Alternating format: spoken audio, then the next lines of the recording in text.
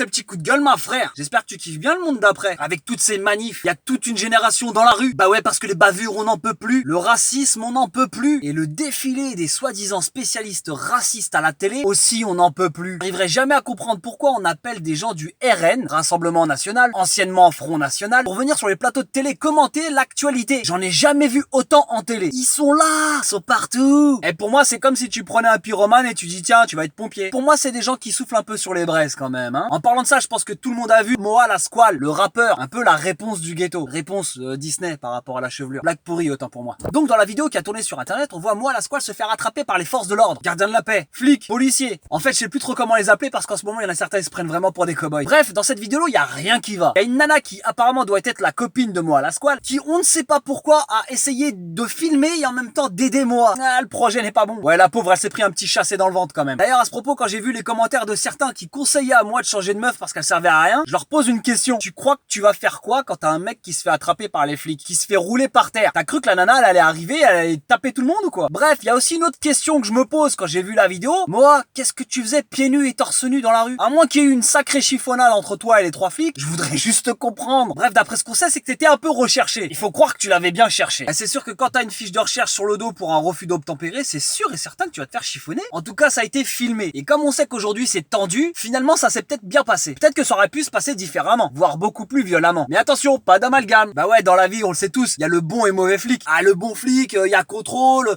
il y a rébellion, il t'étrangle. Voilà, tu vois ce que je veux dire. Et le mauvais flic, tu vois, pendant le contrôle, il y a rébellion, il t'étrangle. Voilà, tu vois ce que je veux dire. Et je déconne les gars, vive la police, hein. Hashtag soutien aux forces de l'ordre. Mais le pire dans tout ça, ce qu'il faut retenir, c'est que moi, il s'est pas débiné. Ah, le gars, même menotté, traîné au sol, torse nu, il a quand même fait de la promo. Et il était à 2 doigts de faire des placements de produits. Respect. Bon, le mec, il se prend un contrôle, ça se passe mal, c'est la vie. Et le truc qui m'a le plus saoulé dans cette histoire, c'est le fait qu'il y a un magazine qui ait choisi une photo de cet artiste avec le drapeau de l'Algérie sur lui pour parler de ce qui s'est passé. La vérité, j'ai pas compris. Le mec, c'est l'égérie de Lacoste. Dans ces cas-là, mets une photo de lui en mode beau gosse. Mais finalement, ça fait référence à ce que je disais au début de cette vidéo. La vérité dans les médias, il y a trop de fachos, ma frère. Allez, commente, like et partage. Oui, le cœur sur toi, ma frère. Jette-toi en l'air et va te faire follow.